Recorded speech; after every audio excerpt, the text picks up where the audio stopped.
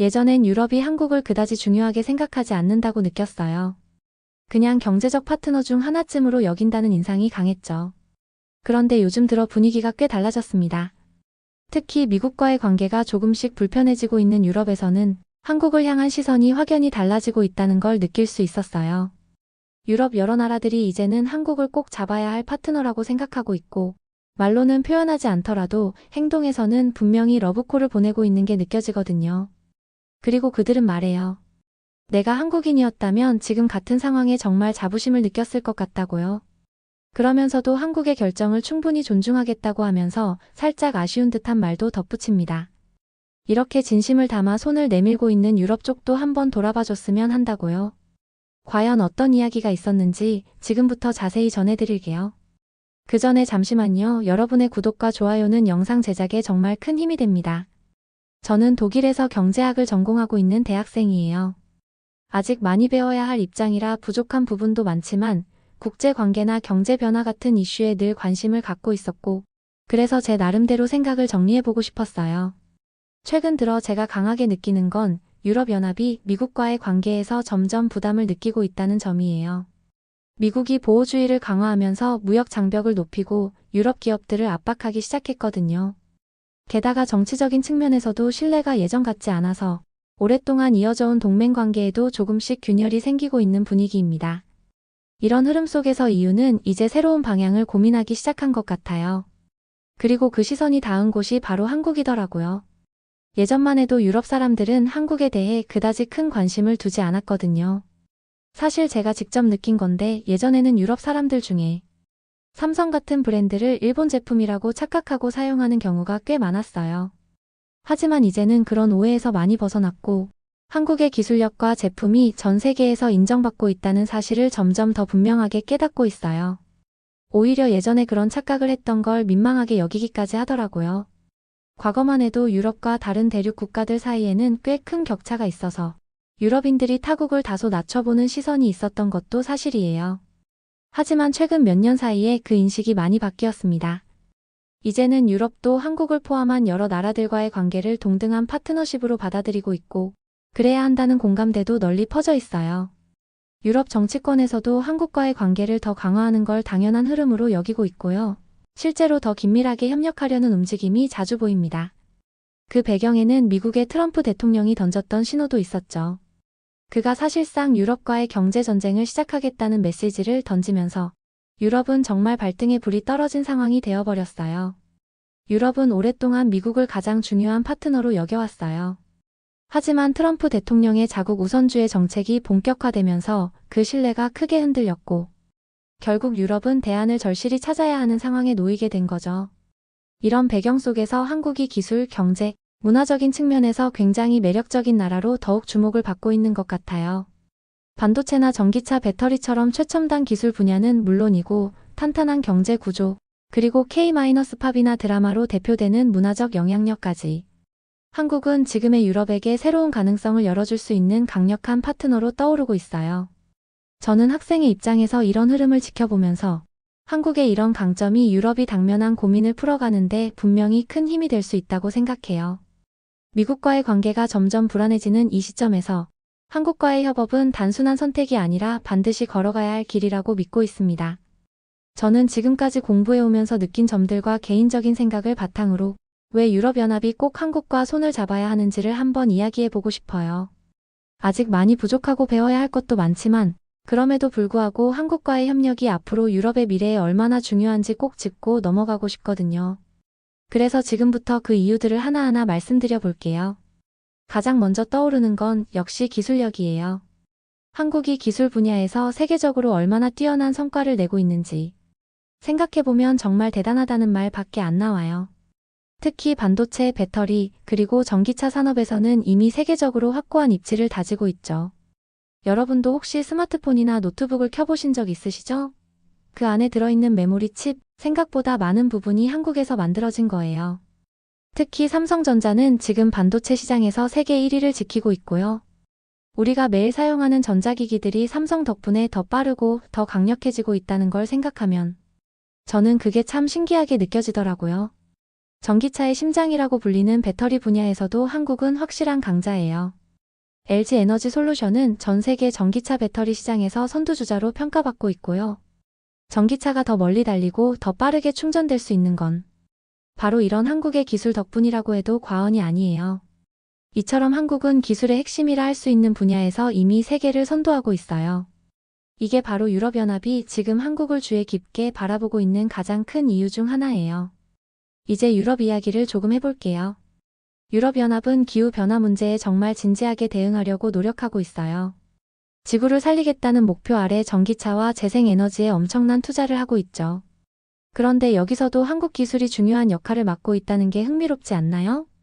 예를 들면 독일의 대표적인 자동차 브랜드들 있잖아요. BMW나 폭스바겐 같은 회사들이 한국에서 배터리를 공급받고 있어요. 한국 배터리가 장착되니까 전기차 성능은 더 올라가고 유럽이 세운 친환경 목표도 훨씬 빨리 달성할 수 있는 거죠. 또한 한국의 태양광과 풍력 기술도 점점 더 유럽 시장에 들어가고 있어요. 바람과 햇빛으로 전기를 만드는 기술이 이제 한국의 손을 거쳐 유럽에 전해지고 있다는 거죠. 유럽이 지구를 살리자고 외칠 때 한국은 우리도 도와주겠다며 손을 내밀고 있는 셈이에요. 이런 협력 덕분에 한국은 이제 유럽연합의 든든한 파트너가 되고 있어요. 기술로 환경까지 지킬 수 있다는 건 정말 멋진 일이죠. 저는 그저 한국의 기술이 환경 보호와 지속 가능한 발전에 기여할 수 있다는 게 정말 자랑스럽게 느껴져요. 이제 경제적인 면에서 한국이 왜 유럽에게 믿음직한 파트너인지 살펴볼 차례예요. 한국은 지금 GDP 기준으로 세계에서 12위 안에 드는 국가입니다. 특히 수출 중심의 튼튼한 경제 구조를 가지고 있죠. 반도체, 자동차, 배터리 같은 제품들이 세계 곳곳으로 수출되면서 안정적으로 성장을 이어가고 있어요. 게다가 2011년부터 시작된 한국과 유럽연합 간의 자유무역협정은 양측의 무역을 더욱 촉진시켜주고 있어요. 한국은 자동차와 전자제품을 유럽에 보내고 유럽은 와인이나 명품을 한국에 보내는 식으로 서로 윈마이너스 윈하고 있어요. 무역량이 커질수록 두 나라 간의 신뢰도 점점 더 쌓이는 거죠. 특히 요즘 미국과의 관계가 불안정해진 유럽 입장에서는 한국이 새로운 기회를 제공하는 소중한 동반자라는 걸 실감하고 있을 거예요. 한국의 안정성과 기술력이 합쳐지면 유럽과 함께 더 큰 미래를 그릴 수 있다는 확신이 드는 부분이에요. 2022년 기준으로 한국의 GDP는 약 1.8조 달러에 달하고 이는 독일 4.1조 달러이나 프랑스 2.8조 달러 같은 유럽의 대국들과 비교했을 때 약간 작지만 결코 무시할 수 없는 규모죠. 그리고 최근 미국이 보호주의 정책을 강화하면서 유럽과의 관계가 흔들리고 있는 상황이에요. 미국은 자국의 전기차 산업을 지원하고 있고 그 결과 유럽산 자동차와 배터리가 경쟁에서 밀려나는 상황이 되어버렸어요.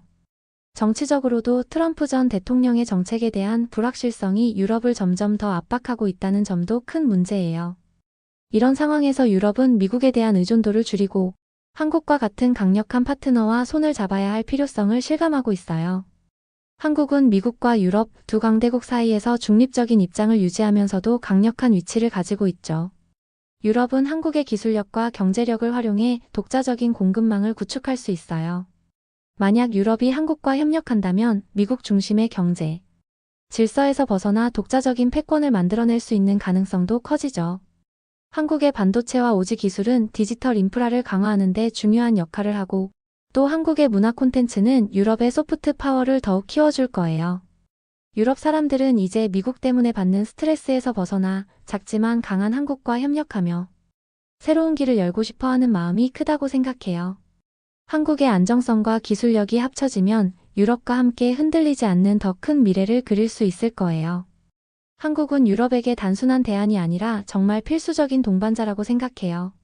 만약 제가 한국 국민이라면 이 순간 가슴이 뻥 뚫릴 만큼 자부심을 느낄 것 같아요. 왜냐하면 한국은 지금 두 거대 패권이 주목하고 서로 차지하려고 줄다리기를 하는 나라니까요. 역사적으로 한국은 미국 쪽을 바라보는 입장이 강했지만 이제 유럽도 한국을 필요로 하면서 한국의 선택지가 더욱 넓어졌어요. 미국의 경제력은 분명 막강하지만 유럽의 경제력도 만만치 않아요. 두 경제권 모두 한국을 소화할 능력은 충분하죠. 그런데 한국이 유럽을 바라보면 더 다양한 기회를 잡을 수 있다는 점이 흥미로워요. 유럽은 세계 최대의 단일 시장으로 인구가 5억 명이나 되기 때문에 한국 제품의 수출 잠재력이 굉장히 크죠. 사실 오래전부터 삼성 갤럭시, 현대차, LG TV 같은 한국 제품은 유럽에서 사랑받아 왔어요. 한국 차의 유럽 판매량은 이미 70만 대를 넘었고 삼성전자는 유럽 스마트폰 시장에서 1위를 차지하고 있죠. 한국은 작은 나라지만 기술과 경제력으로 세계를 움직이는 강국임을 확실히 보여주고 있어요. 한국 국민이라면 이런 위치에서 자부심을 느끼지 않을 수 없죠. 두 패권국이 한국을 필요로 한다는 건 한국이 그만큼 대단하다는 증거이기 때문이에요. 한국과 유럽의 협력은 단순한 거래가 아니라 상호 이익과 자주성을 키워가는 동맹이라고 생각해요. 한국은 유럽에게 기술과 문화를 제공하고 유럽은 한국에게 글로벌 무대와 안정성을 선사하죠. 제 생각에는 한국이 그냥 가만히 있으면 미국의 변덕 때문에 손해를 볼 수도 있지만 유럽은 한국에게 좋은 기회를 줄 준비가 되어 있다고 봐요. 물론 유럽도 한국의 기술력과 안정성을 절실히 필요로 하죠. 이런 기대감을 안고 저는 실제로 한국을 방문하게 되었어요. 직접 경험해본 한국은 솔직히 말해서 제가 상상했던 것 이상이었어요. 사실 출국 전까지는 유럽보다는 조금 뒤처져 있지 않을까 하는 막연한 편견이 있었던 게 사실이에요. 하지만 막상 한국 땅을 밟아보니 그런 생각은 한순간에 무너졌어요. 한국은 정말 태평성대라는 말이 딱 어울리는 나라였어요. 사회 전체가 안정돼 있고 질서 정연하며 무엇보다 사람들의 표정이 밝고 활기차 보였죠. 제가 처음 도착한 한국의 첫 관문, 바로 인천국제공항은 세계적으로도 손꼽히는 공항이라는 수식어가 전혀 과장이 아니었어요. 시설은 현대적이고 깔끔하며 안내체계는 매우 직관적이었어요. 공항 규모도 엄청났지만 그에 비해 입국 절차는 놀라울 정도로 빠르고 효율적이었습니다. 수많은 여행객이 몰리는 시간에도 불구하고 줄이 길지 않았고 공항 직원들은 친절하게 안내해 주었어요. 세계에서도 손꼽히는 공항이라는 말이 어떤 의미인지 그때서야 직접 체감할 수 있었던 순간이었죠. 그리고 서울 시내에 도착했을 때 정말 말문이 막혔어요.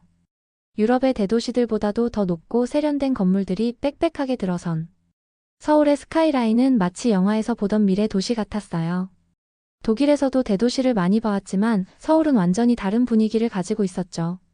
특히 제가 인상 깊게 본 것은 도시의 밀도와 쾌적함이 동시에 공존한다는 점이었어요. 이런 균형은 도시 계획이 잘 돼 있지 않으면 불가능한 일인데 한국은 그런 면에서도 정말 앞서 있다는 걸 느꼈어요. 건물 외관의 디자인부터 교통체계, 거리의 청결함까지 그 모든 것이 하나로 어우러져 정돈된 미래 도시라는 인상을 주었어요. 그리고 제가 한국에서 며칠을 보내며 가장 강하게 느꼈던 점은 한국이 유럽의 리더 국가들과 정말 닮아 있다는 것이었어요. 독일, 프랑스, 이탈리아처럼 글로벌 무대에서 중심을 잡고 있는 강대국들처럼 한국도 이제 단순히 아시아의 선진국이 아니라 세계 중심을 이끌어가는 국가라는 인상을 강하게 받았죠. 특히 경제력과 삶의 질 두 가지 기준에서 한국은 더 이상 비교의 대상이 아니라 그 자체로 하나의 기준이 될 수 있는 나라라는 생각이 들었어요. GDP와 수출 규모, 기술 수준을 넘어 도시의 청결함, 교통 인프라, 복지 시스템, 안전, 그리고 사람들이 일상 속에서 누리는 생활의 질까지 제가 평소 자부심을 느껴오던 독일의 여러 요소들이 한국에서도 완벽하게 구현되고 있었고, 심지어 일부 부분에서는 독일보다 앞서 있다는 느낌을 지울 수 없었어요. 그러던 중 문득 얼마 전 보았던 한 통계가 떠올랐어요. 최근 동유럽 여성들이 서유럽으로의 결혼 이민보다 한국을 선택하는 비율이 눈에 띄게 높아지고 있다는 조사였죠. 그때는 솔직히 조금 놀랍기도 했고 의아한 생각도 들었지만 막상 한국의 삶을 눈으로 보고 그 일상을 직접 체험하니 그들의 선택이 너무나도 이해가 되었어요. 왜냐하면 한국은 단순히 잘 사는 나라를 넘어 살고 싶은 나라였기 때문이에요. 무엇보다 인상 깊었던 건 한국의 도시가 24시간 쉼없이 살아있다는 점이었어요.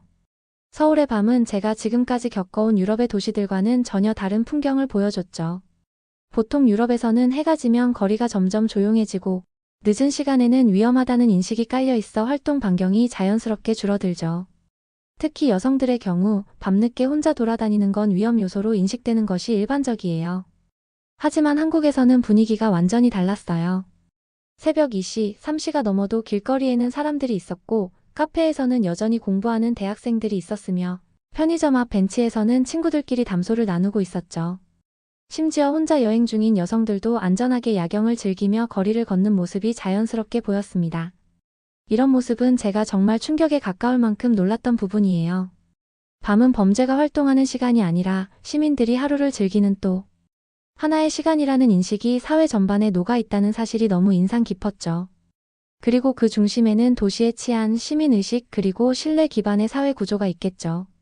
경찰이 곳곳에 있었지만 눈에 띄게 과잉 배치된 느낌은 없었고, 대신 시민들 스스로가 만든 평화로운 분위기가 도시 전체에 깔려 있었어요. 이런 도시 분위기, 이런 야간 문화, 이런 안전하고 생기 있는 삶이 바로 선진국이라는 단어에 어울리는 진짜 모습이 아닐까 생각하게 되었죠. 한국에서의 짧은 체류 동안 또 하나 깊은 인상을 남긴 건 시민들의 배려심과 질서의식이었어요. 서울이라는 대도시는 규모도 크고 인구도 많지만 거리에는 혼란이나 소란이 거의 없었어요. 지하철에서는 줄을 서는 것이 당연했고, 엘리베이터나 에스컬레이터에서도 자연스럽게 비켜주는 문화가 자리 잡고 있었어요. 사람들 대부분이 공공장소에서 큰 소리를 내지 않고 도심 한복판에서도 조용한 질서감이 흐르고 있었죠. 특히 감동했던 건 길거리에서 혼자 지도를 보며 서성일 때 누가 시키지 않아도 먼저 다가와 도와주는 이들이 있었다는 점이에요. 그들의 배려는 보여주기 위한 친절이 아니라 자연스러운 생활의 일부처럼 느껴졌습니다. 심지어 바쁜 걸음 속에서도 어르신이나 아이를 위한 배려는 곳곳에서 쉽게 볼 수 있었고요. 이런 모습은 독일에서조차 보기 힘든 공동체를 의식하는 시민 정신이라는 생각이 들었습니다. 그리고 기술적인 측면에서도 달랐죠. 한국은 디지털화 수준이 정말 놀라웠어요. 공항에서부터 시내까지 이어지는 교통 시스템은 완전히 디지털 기반으로 작동하고 있었고, 지하철 노선도 실시간 버스 위치 정보, 모바일 결제 시스템 등 모든 것이 스마트폰 하나면 해결되는 사회라는 것을 직접 체험할 수 있었어요. 독일도 디지털 전환을 중요하게 여기고 있지만 공공 서비스에서는 아직도 종이 문서나 수동 절차가 많이 남아 있습니다. 그런데 한국은 정말 다르더군요. 카드나 종이 문서, 신분증 없이도 모바일 인증 하나로 대부분의 일이 해결됩니다. 이런 점은 단순히 편리함을 넘어서 시민들의 생활 효율성까지 확실히 변화시키는 수준이었어요. 특히 사회 전체에 디지털 인프라가 깊게 뿌리 내려져 있고 국민들 역시 그것을 빠르게 습득하고 잘 활용하는 모습이 인상 깊었어요. 저는 한국을 떠나기 전에 많은 자료를 읽고 전문가들의 분석을 찾아보며 다른 이들의 경험담을 참고하면서 한국을 이해하려 했습니다. 하지만 실제로 한국에 와서 느끼고 경험한 것들은 그 어떤 자료나 영상으로도 완전히 알 수 없었음을 깨달았어요. 한국에서 직접 체험한 강력한 경제력과 그 성장이 단순히 눈에 보이는 것에 그치지 않았다는 사실은 정말 인상 깊었습니다.